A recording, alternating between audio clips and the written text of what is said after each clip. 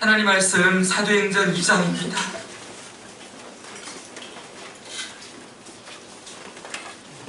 사도행전 2장 41, 42절 2절 말씀입니다.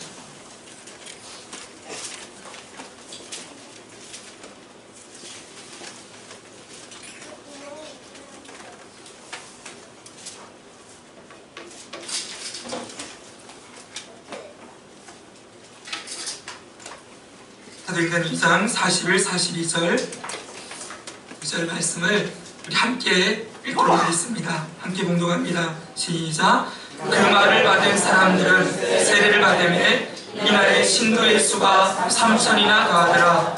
그들이 사도의 가르침을 받아 서로 교제하고 떡을 떼며 오로지 기도하기를 힘쓰니라. 아멘. 우리 42절을 한 번만 읽겠습니다. 시작. 그들이 사도의 가르침을 받아 서로 교제하고 떡을 떼며 오로지 기도하기를 힘쓰니라. 아멘. 자, 우리는 지난주에 초대 예루살렘 교회의 탄생을 함께 살펴보았습니다.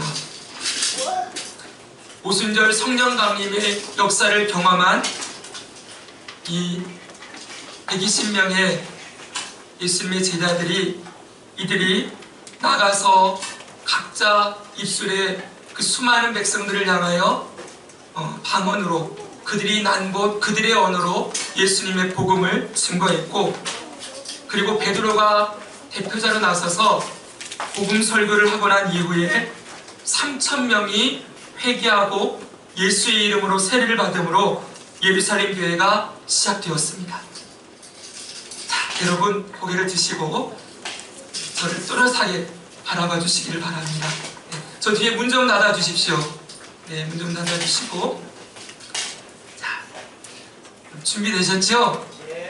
말씀 들을 준비가 아니라 우리 지금 예배하고 있는 중입니다. 저도 예배자로 서 있고 여러분들도 예배자로 서 있습니다. 저는 말씀을 전하는 자로 예배자로 서 있는 곳이고, 여러분 말씀 듣는 것이 아니라 이 시간 하나님 앞에 엎드려 절하고 있는 중입니다. 우리 주일학교 친구들, 얘들아, 목사님 한번 볼래? 예배는 뭐라 그랬지? 우리 한번 배웠지? 한번 따라해보세요. 엎드려 절하는 것. 다시 한번 크게 우리 주일학교 친구들만 한번 해보자. 준비됐니? 혜이야, 준비됐지? 그치? 자, 따라해보자. 엎드려 절하는 것. 시작. 엎드려 절하는 것. 안 들리는데? 자, 우리 모든 성도들이 함께 예배는 뭐라고요? 하나님 앞에 엎드려 절하는 것. 우리의 전 존재를 주님 앞에 올려드리는 것, 영광을 돌려드리는 것이 예배라고 말씀드렸죠? 여러분 지금 마음을 드리고 있습니까? 우리의 생각도 드리고 있습니까? 우리의 입술도. 여러분 들으면서 저는 아멘을 강요하지는 않지만 속으로라도 아멘, 아멘 하면서 말씀을 받아 먹으시고, 이 시간 성령께서 우리 마음에 주시는 말씀을 우리 한번 귀 기울여 듣고 마음판의 말씀을 새기기 원합니다. 아멘. 네. 자, 여러분 이제 예루살렘 교회가 탄생이 되었습니다. 이제 막 시작된 이 교회가 3,000명이나 되는 사람들이 한꺼번에 교회를 이루게 된 거예요. 이들이 예배당이 어디 있었는지 이런 것들은 자세하게 나와 있지는 않지만은 어찌되었던 이 3,000명이 넘는 사람들이 함께 모여서 매 주일마다 하나님 앞에 예배하는 역사가 일어나게 되었어요. 자, 그런데 이 막 탄생한 이 교회가 처음 시작으로부터, 교회가 시작된 이 순간부터 이들이 열심을 내어 힘을 내어 하고 있는 일이 있었습니다. 자, 42절에 지난주에 말씀을 드렸죠. 이들이 처음부터 뭐라고 하냐면, 여러분 여기 보니까 그들이 해놓고서는 뭐라 그래요? 그들이 사도의 가르침을 받아 이렇게 되어 있지만은 원래 원문에 보면은 첫 시작이 어떻게 되어 있다 그랬어요? 그들이 오로지 힘쓰니라 이렇게 시작되었다 그랬죠. 한번 따라합시다. 그들이 오로지 힘쓰니라. 네, 다음 PPT를 보여주세요. 이렇게 되어 있는 거예요. 그들이 오로지 힘쓰니라. 그래놓고는 4가지 일들이 힘써서 했던 일들이 나오고 있습니다. 여기 오로지 힘썼다는 것은 무슨 말이라 그랬어요? 이들이 변함없이 계속해서 열심히 하고 있었다, 그런 뜻입니다. 뭘 변함없이 열심히 하고 있습니까? 이 네 가지요. 첫째는 뭐였죠? 시작. 두 번째는요? 세 번째는요? 네 번째는요? 기도하기를 오로지 힘쓰니라. 이렇게 이 말씀 우리가 보아야 하는 것이죠. 자, 보십시오. 이것이 바로 지난주에도 말씀드렸지만 이것이 바로 교회와 성도의 삶의 가장 기본적이고 본질적인 거예요. 성도는 무엇을 하며 사는 사람들인가? 교회는 성도들의 모임이지요. 성도들이 교회로 모여서 무엇을 해야 되는가? 라고 물을 때 우리는 이 네 가지 일들을 대답할 수 있어야 됩니다. 성도가 어떻게 삽니까? 여러분, 말씀과 교제와 기도로 산다는 거예요. 교회는 뭐합니까? 사람들이 묻죠. 말씀을 배우고 서로 교제하며 기도하는 공동체가 바로 교회라는 것을 이 말씀이 우리에게 알려주고 있는 것입니다. 지난주에 우리는 이 네 가지 중에서 이들이 변함없이 계속해서 힘썼던 두 가지를 살펴보았습니다. 그 첫째는 사도의 가르침을 받는 것이었죠. 성도와 교회의 가장 중요한 특징은 말씀 듣기를 사모하고 그리고 그 말씀을 통해서 배우고자 하는 열심이 있었다는 것입니다. 모든 교회가, 모든 성도가 가장 먼저 힘쓰고 애써야 할 것은 예수 그리스도의 복음과 그리고 하나님의 말씀을 모든 성도들이 힘써 배우기를 원하고 그 말씀을 힘써 사랑하며 그 말씀 안에 거하기를 힘써야 된다는 것입니다. 교회는 그 말씀을 힘써 가르치고 성도들 한 사람 한 사람을 말씀의 사람으로 잘 길러내어서 이 모든 성도가 말씀의 사람이 되어 누구든지, 저는 소망합니다. 이 자리에 앉아 계신 누구든지 성경을 펴서 누구에게든지 예수 그리스도의 복음을 전하고 나누고 가르칠 수 있는 사람이 되기를 간절히 소망합니다. 여러분, 여러분들이 말씀에 능통한 사람들이 되어 주십시오. 아멘. 말씀에 능통한 사람, 누구에게든지 말씀을 펴서 가르칠 수 있는 사람이 되어야 하는 것이죠. 지난주에도 말씀드렸지만 말씀을 가르치는 사명은 목회자에게만 주어진 것이 아닙니다. 우리 모두에게 예수님의 지상대명령, 너희는 가서 모든 민족을 제자를 삼아 아버지와 아들과 성령의 이름으로 세를 베풀고 내가 너희에게 분부한 모든 것을 가르쳐 지키게 하라. 모든 민족을 제자 삼아 예수님이 가르치고 분부한 모든 것을 가르쳐서 지키게 하는 일들이 저뿐만 아니라 우리 모두에게 있는 것이지요.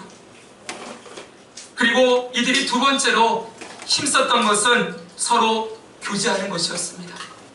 이 교제는 헬라어로 코이노니아라고 말씀드렸죠. 이 말의 뜻은 아주 친밀한 관계를 가진다는 것입니다. 하나님의 말씀이 중심이 된 공동체에는 반드시 하나님 안에서 친밀한 교제가 맺어지게 됩니다. 우리가 복음 안에서 예수 그리스도 안에서 한 형제 자매가 되어지고 예수님의 몸을 이루어서 한 공동체로 세워지는 일이 말씀을 받고 복음으로 거듭난 주의 백성들에게는 반드시 일어나는 변화라는 것입니다. 사랑하는 성도 여러분, 잊지 말아야 합니다. 우리는 그리스도 안에서 한 몸으로 부름받았습니다. 아멘. 네. 옆에 있는 분들에게 여러분 이렇게 한번 고백하겠습니다. 당신은 내 몸입니다. 시작. 좀 이상하지요? 갑자기 이 말이 튀어나와가지고. 네. 성경 읽고 공부하면은 이 말이 무슨 말인지 알 거예요. 아담이 하와를 보면서 뭐라 그랬죠? 너는 내 뼈 중에 뼈요, 살 중에 살이라 그랬죠? 무슨 말이에요? 당신은 내 몸입니다. 그게 뭐라고요? 그게 사랑이라 그랬어요. 뗄래야 뗄 수 없는 관계. 하나님이 삼위일체 하나님이신 것처럼 우리에게도 사람을 만드실 때 하나님의 모양을 그대로 놓으셔서 우리가 여러분 다른 몸이 아닌 한 몸으로 아담 안에 하와가 들어있었죠? 그쵸 여러분? 아담과 하와는 뗄 수 있어요 없어요? 없어요. 한 몸이었어요. 그 아담 안에 저와 여러분들도 다 함께 들어있었어요. 그렇죠 여러분? 아담 안에 우리 모두가 들어있었기 때문에 성경은 그래서 내 이웃을 내 몸과 같이 사랑하라. 왜 그래요? 우리가 원래 한 몸이었기 때문에 그렇지요. 그 한 몸을 보여주는 공동체가 어디예요? 교회라는 거예요. 여러분 이것은 세상에서는 절대 말하지 않는 가치예요. 세상은 철저하게 무엇만을 말합니까? 자기 자신. 네가 좋으면 다 좋은 거고 네가 기쁘면 다 기쁜 거고 네가 세상의 중심이고 네가 원하는 대로 살아. 철저하게 사람, 개인을 높이고 개인을 존중하고 개인을 자랑하는 세상이죠. 그러나 교회는 그렇지 않습니다. 교회는 내가 아닙니다. 우리 예수님의 한 몸으로 부름받은 공동체이지요. 갑자기 얘기하니까 말이 생각났습니다. 제가 우리나라 TV를 보면서 가장 마음이 아팠던 말이 있거든요. 어떤 한 연예인 나와가지고는 우리나라에 아주 나쁜 걸 심어놓았어요. 뭐라 했냐면은 게임해가지고는 자기는 안 지고 남이 지면서 까나리 액젓을 막 마시는 것을 보면서 소리를 들고 이렇게 손을 들고 외쳤습니다. 뭐라고 외쳤지요? 나만 아니면 돼! 그러면서 막 자랑을 했어요. 이게 이 나라 가운데 다 퍼져서 옆에서 어떻게 되든 나만 아니면 되는 이 세상이죠. 그렇죠?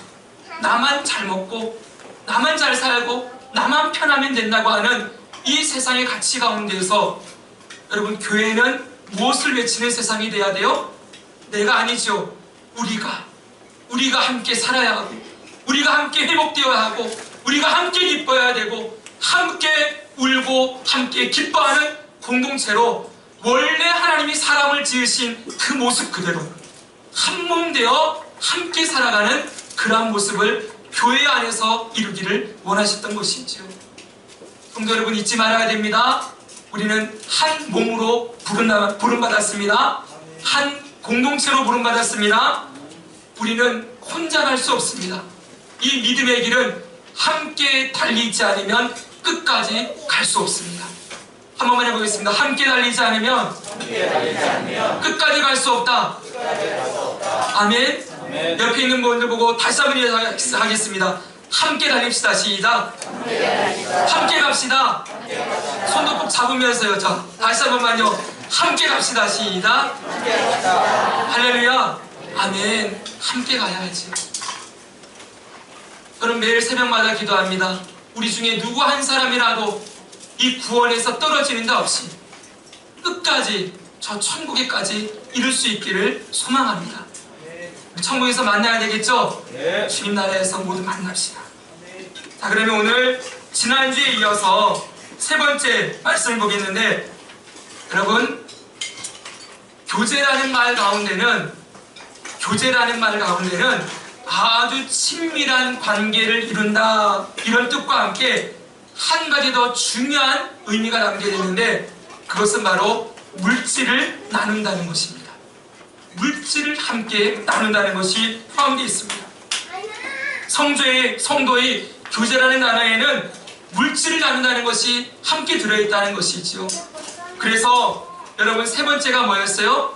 교제하며 서로 교제하고 그 다음 뭐라고요? 떡을 떼며, 이 떡을 뗀다는 것이 바로 물질을 나눈다는 의미입니다.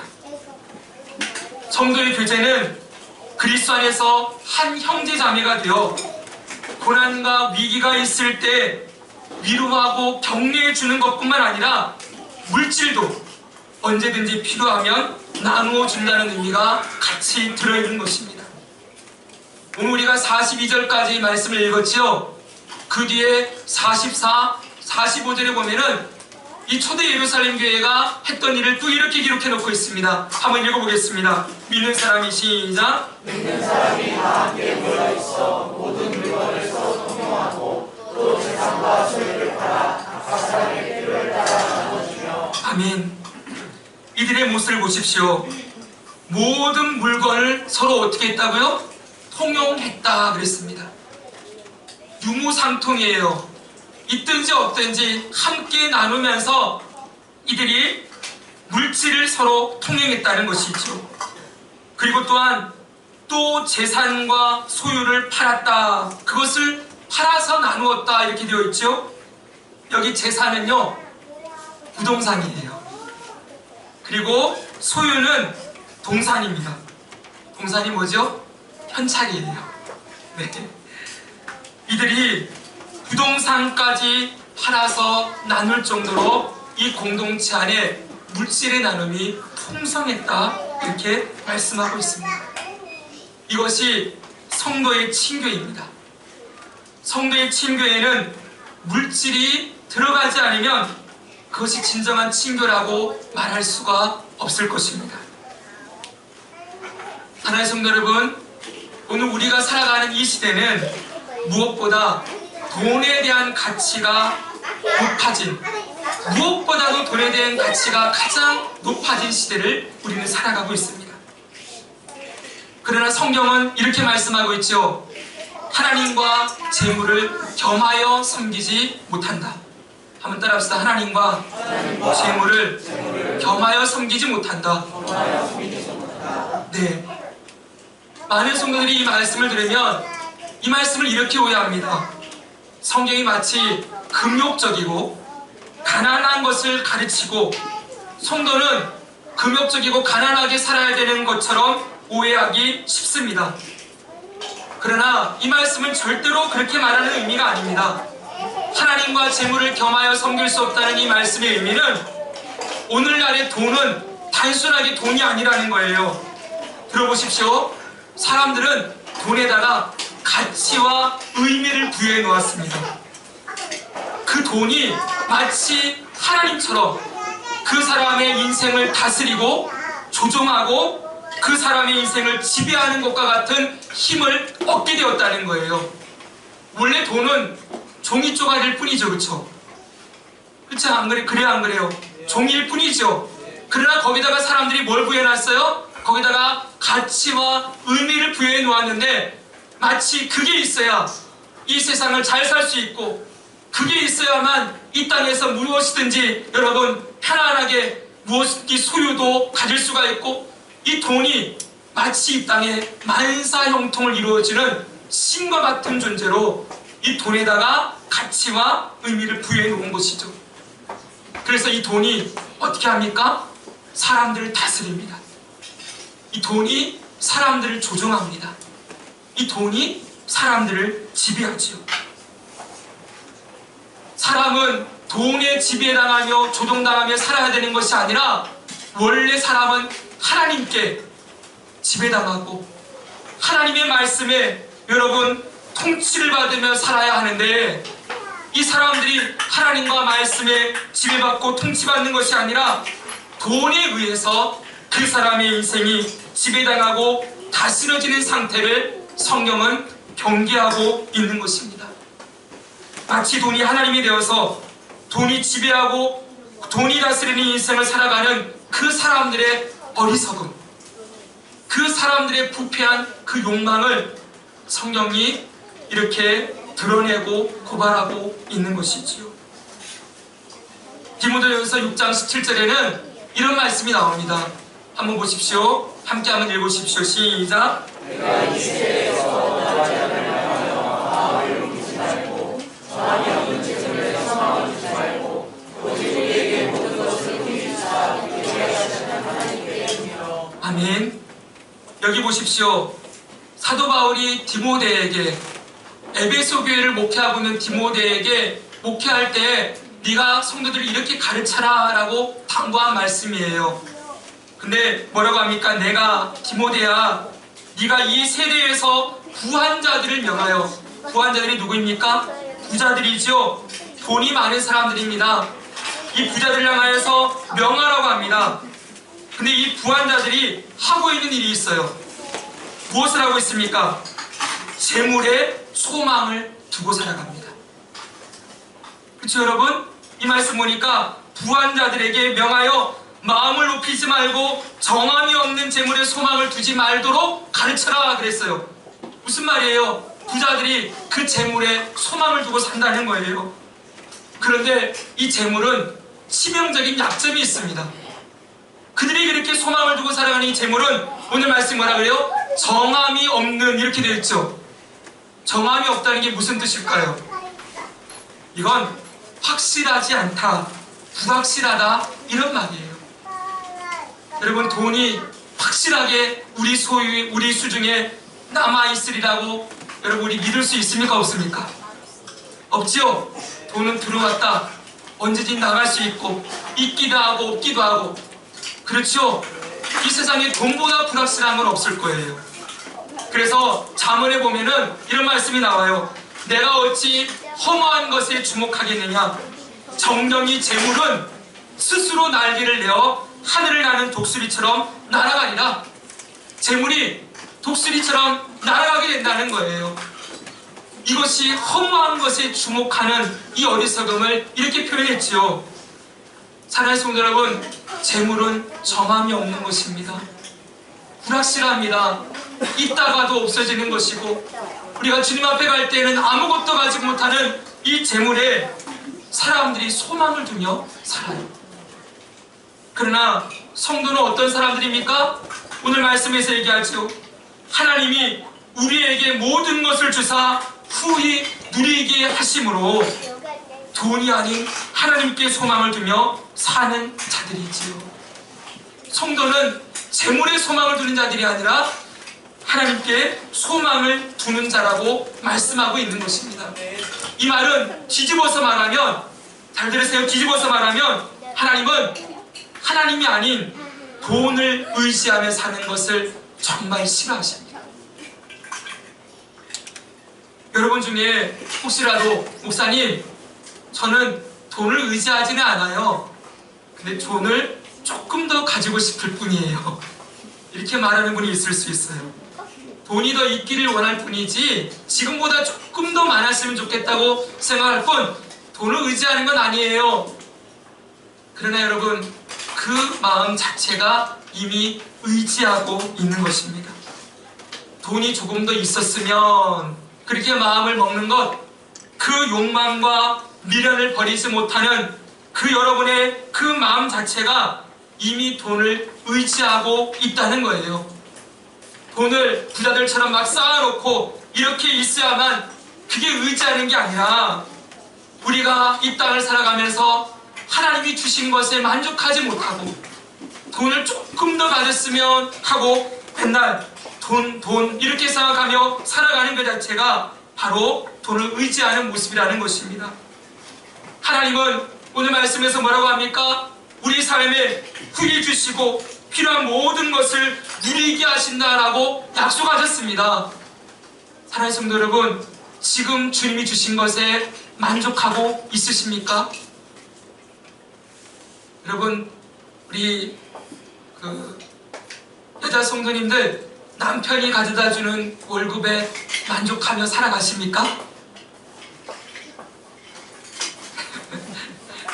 이걸로 참 충분하다, 당신 수고했다 그러면서, 너무 고맙다 그러면서 감사하는 분들 잘 없지요? 그렇죠? 항상 요거보다 조금 더 벌어오면 좋겠고, 그렇죠? 네, 만족하는 사람이 참 드문 것 같아요. 그리고 항상 걱정하죠, 그렇죠? 요거 가지고 어떻게 사나, 요거 가지고 미래의 대비는 어떻게 하나, 노후는 어떻게 하나, 우리 자식 공부는 어떻게 시키나, 맨날 고민하는 게 이 여자분들의 많은 이런 모습이죠, 그렇죠? 성경은 뭐라고 얘기합니까? 하나님이 우리에게 주신 것, 여러분 그 안에서 자족하라 라고 말씀합니다. 자족이 뭐예요? 그것으로 만족하며 기뻐하는 것이죠. 우리 손에 돈이 많을 때도 있고 적게 있을 때도 있지만, 여러분 그 재물은 언제나 정함이 없다는 것을 알고, 하나님이 내 삶에 필요한 모든 것을 공급하시고 지금도 이미 공급하고 계시고 우리의 내일도 미래도 책임지실 것을 바라보면서 그 하나님께 소망을 두며 사는 것이 하나님이 기뻐하시는 모습인데, 자꾸만 이 땅에 있는 사람들 따라서 성도들 또한 이 땅에 사람들이 자꾸 하도 얘기를 하니까 거기 마음 빼앗겨서 조금 더 있었으면, 조금 더 벌었으면, 조금 더 많았으면 하면서 그 재물에 소망을 두고 마음을 두며 살아가는 것 하나님이 싫어하신다는 거예요. 많은 사람들이 돈을 의지하며 살아가는 그 대표적인 모습이 뭔지 아십니까? 돈을 자꾸 쌓아두려고 합니다. 돈은 사용하라고 주신 것인데 돈을 쌓아두려고 하지요. 이게 돈을 의지하는 모습의 대표적인 것이에요. 하나님이 우리에게 재물을 주실 때 먼저 그거부터 여쭤봅시다. 여러분, 하나님이 우리에게 모든 물질을 주셨다라고 믿으십니까? 지금 우리가 누리고 있는 모든 물질이 하나님으로부터 주어진 것임을 믿음으로 고백하십니까? 이거부터 고백이 되어야 그 다음 말씀이 들리겠죠. 그렇죠? 이게 내가 열심히 일해서 번 돈, 내가 열심히 노력해서 땀 흘려서 번 돈. 사람들은 내 돈, 내 돈 그러죠? 그러나 내 돈 아닙니다. 저는 여러분, 이 세상 모든 만물 누가 지으셨습니까? 하나님이 지으셨지요. 하나님이 지으신 땅에서 내가 잠깐 땀 흘려 수고하였다고 해서 이 땅에서 난 것 원래 다 누구 거예요? 그러면 원래 주인이 하나님이니까 하나님 거지요. 저는 이 돈에 대한 말씀을 가르칠 때 소작의 개념을 꼭 가르칩니다. 옛날에 땅이 없는 사람들이 땅 주인에게 땅을 빌려다가 1년 동안 농사 짓죠. 그쵸? 근데 원래 여러분, 그 땅에서 나는 물질은 전부 누구 거예요? 곡식은 땅 주인 거지요. 근데 이 노력하고 수고한 일꾼의 수고가 있으니까 일부는 주인에게 주고 나머지는 자기가 가져가는 거 아닙니까? 근데 그것도 원래는 누구 거예요? 예, 원래 땅 주인 거예요. 그 땅에서 나는 건 전부 다. 이 땅 모든 만물이 하나님의 것이지요. 하나님이 만드신 이 땅에서 우리가 수고해서 얻었다고 해서 이게 전부 내 거다 이렇게 말하면 안 되는 거예요. 세상 사람들은 하나님을 인정하지 않으니까 내 거라고 하지만 저와 여러분들은 하나님을 경외하는 백성들이 있지요. 모든 것이 하나님의 것입니다. 아멘. 그렇게 우리가 믿음으로 고백하며 나아간다고 한다면 하나님이 이 재물을 주신 목적은 쌓아두고 그거 의지하며 살라고 주신 것이 아니라 잘 사용하라고 주셨다는 것을 잊지 말아야 합니다. 이것을 잘 사용해서 이 공동체 안에서 부한 자들이 가난한 자들에게 이 재물을 잘 흘려보내고 먼저 공동체 안에 가난한 자들이 없게 하는 것이 하나님이 재물을 주신 목적이었다는 것입니다. 그러나 이 자본주의 사회 안에서는 세상 사람들뿐만 아니라 성도들도 이 돈을 자꾸 의지하려고 하고 돈을 절대 놓으려고 하지 않습니다. 세상에서 많이 들었던 말, 우리 어르신들이 많이 얘기하죠. 아무리 자식 해도 돈이 최고다. 그런 말 많이 듣죠. 그렇죠? 네. 그러나 여러분, 자식도 아니고 돈도 아니고 우리의 소망은 오직 하나님이십니다. 성경은 거듭 강조합니다. 우리의 소망은 오직 하나님이시고 우리의 소유는 쌓아두는 것이 아니라 잘 사용하고 나누라고 주신 것임을 잊지 말아야 하는 것입니다. 그래서 오늘 디모데전서 6장 17절 이 다음 18절에는 이렇게 말씀하고 있습니다. 같이 한번 읽어보겠습니다. 시작.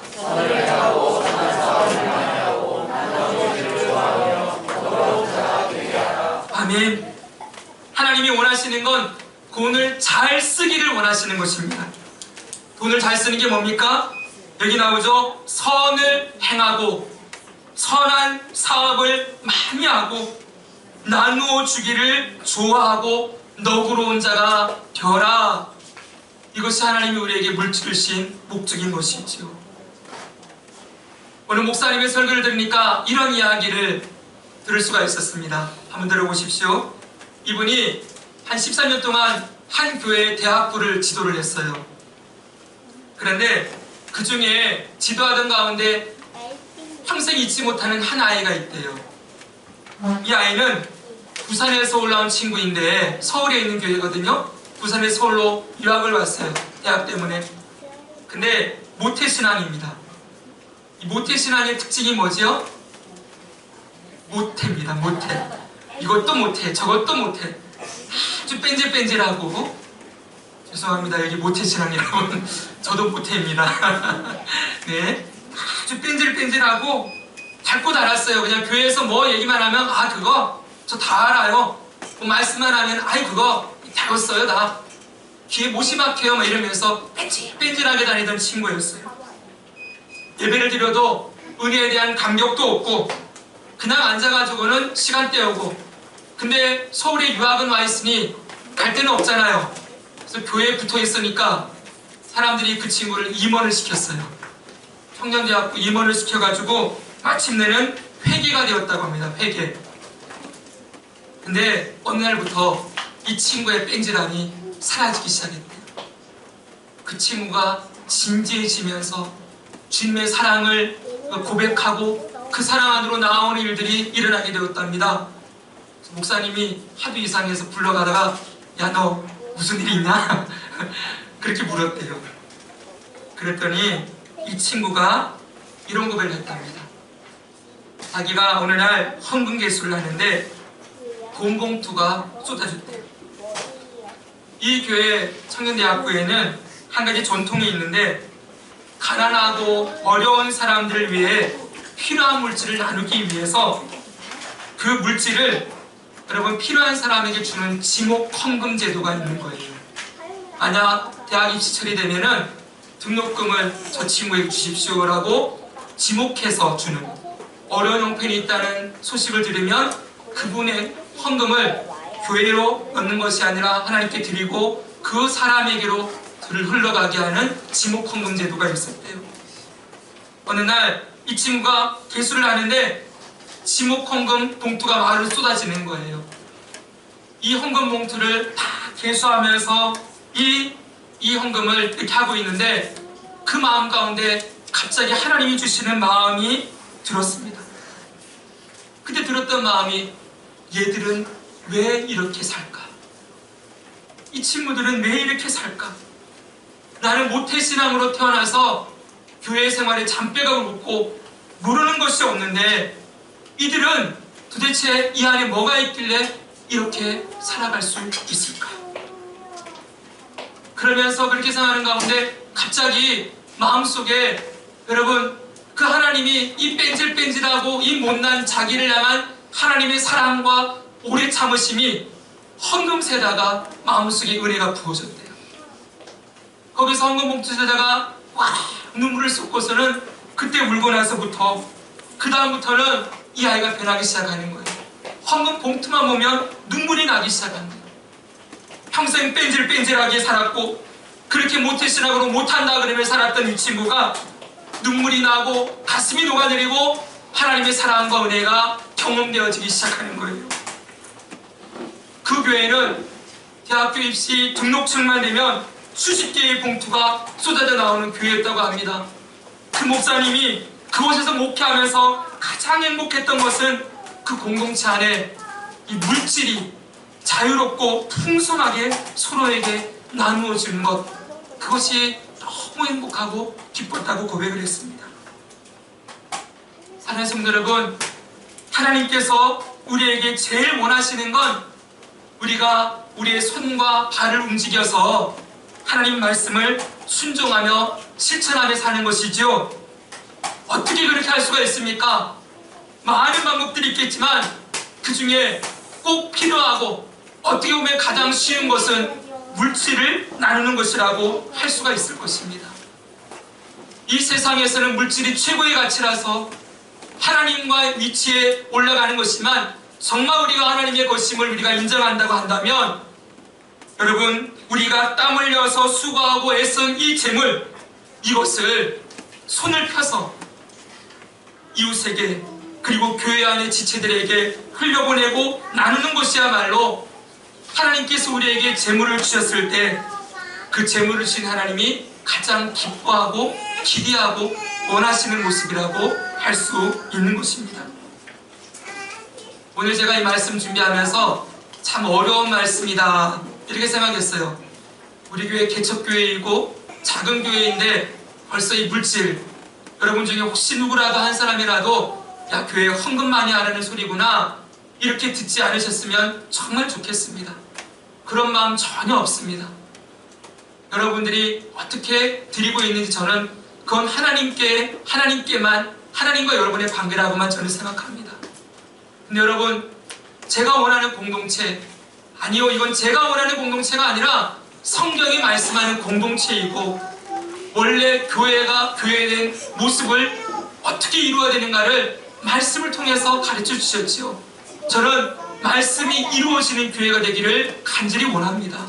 이 말씀 그대로 떡을 떼며 서로의 물질을 통용하며 그리고 재산과 소유를 팔아 나누는 일들이 그 초대교회 안에 일어났다는 것을 우리가 기억해야 합니다. 성령의 충만하심을 경험하고 말씀을 사모하고 배우며 그 말씀 안에 거한 그 성도들의 공동체 안에 나타난 가장 분명한 특징은 그 안에 친교가 풍성할 뿐 아니라 한몸 되어 서로를 세우고 형제자매로서 아끼고 사랑하는 모습이 일어났을 뿐만 아니라 그 안에 물질의 나눔이 있었다는 것입니다.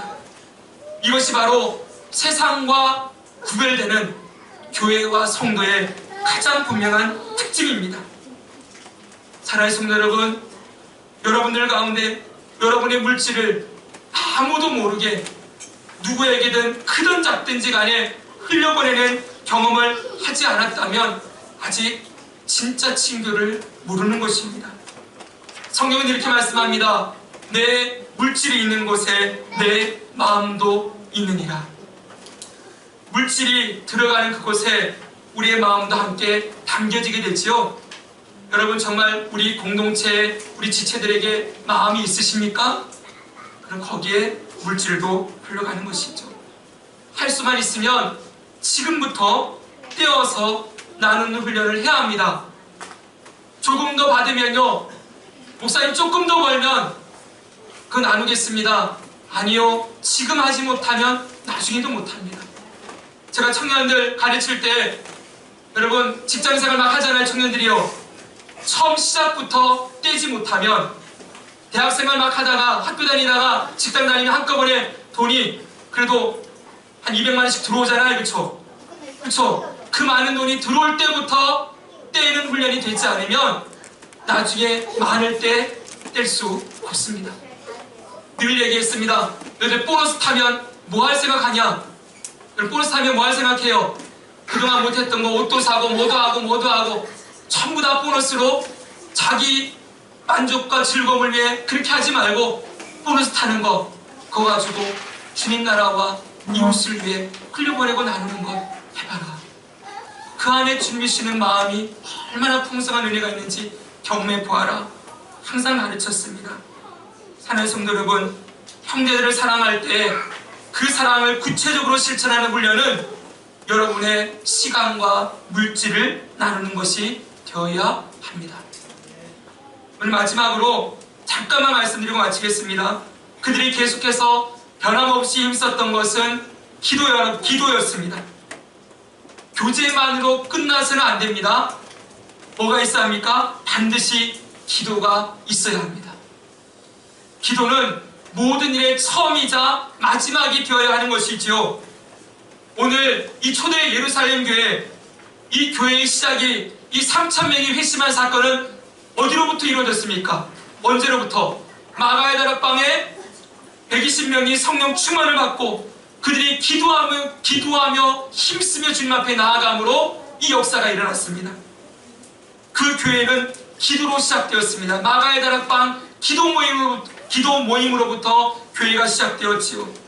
그리고 그 교회의 모임은 항상 기도로 끝을 맺었습니다.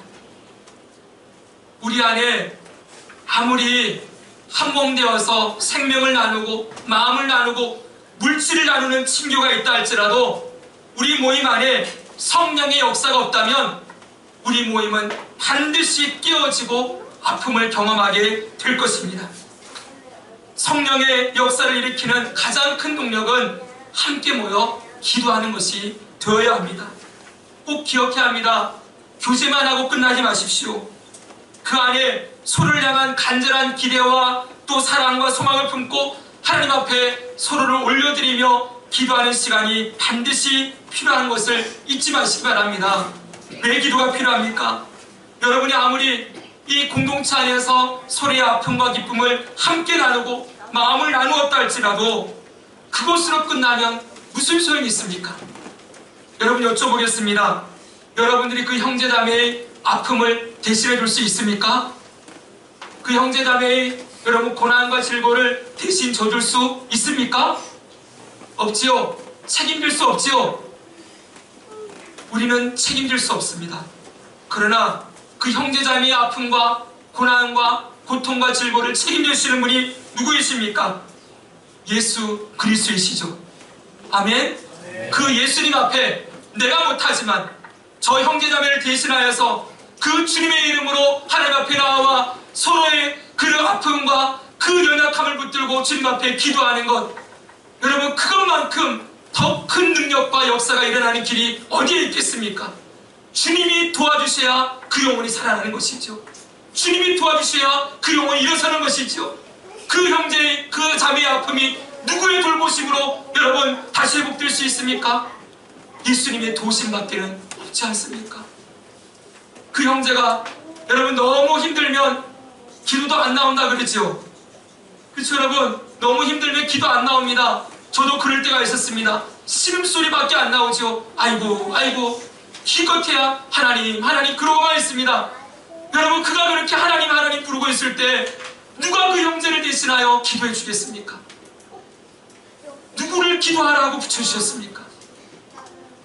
우리를 그 형제자매 대신 그 한숨소리에 대신하여 하나님 앞에 예수님의 이름을 붙들고 기도하라고 우리를 붙여주시지 않으셨습니까? 하나님의 성도 여러분, 우리가 정말 그들을 아끼고 위로하고 사랑하는 것은 그들의 삶을 회복시키고 새롭게 할 수 있는 하나님을 향하여 그 영혼들을 올려드리며 기도하는 것입니다. 주님 안에 모인 공동체가 주님의 이름으로 예수님의 이름으로 서로를 위해서 기도할 수 있는 것은 오직 교회와 성도들만이 할 수 있는 가장 특권 중에 하나임을 잊지 마시기 바랍니다. 성도 여러분, 우리 모임 가운데 기도가 풍성하기를 원합니다.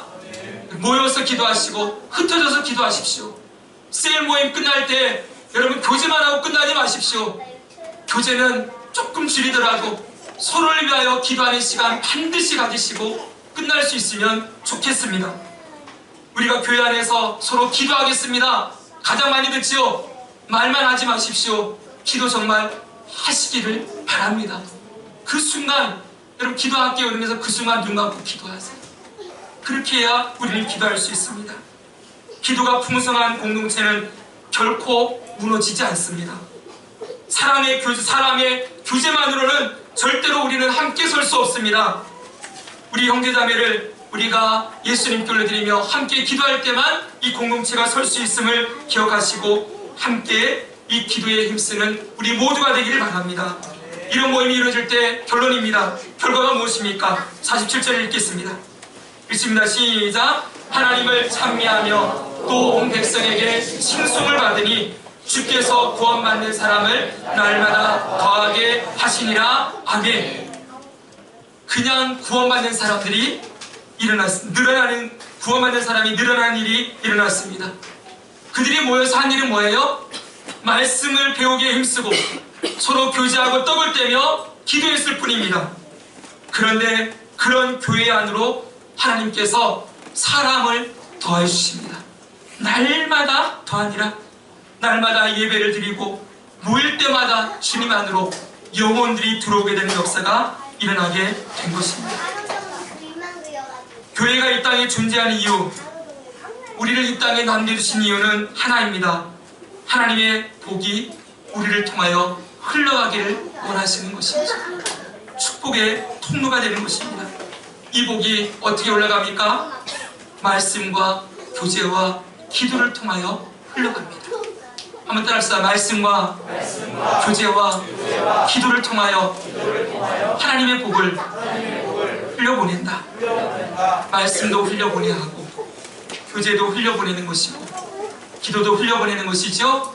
이게 바로 축복의 통로가 되는 길입니다. 저와 여러분 모두가 축복의 통로로 쓰임받고 우리 교회가 그렇게 세워지기를 간절히 축원합니다. 아멘. 기도하겠습니다. 하나님 아버지, 우리에게 이 들었던 말씀대로 살아갈 수 있는 은혜를 허락하여 주시옵소서.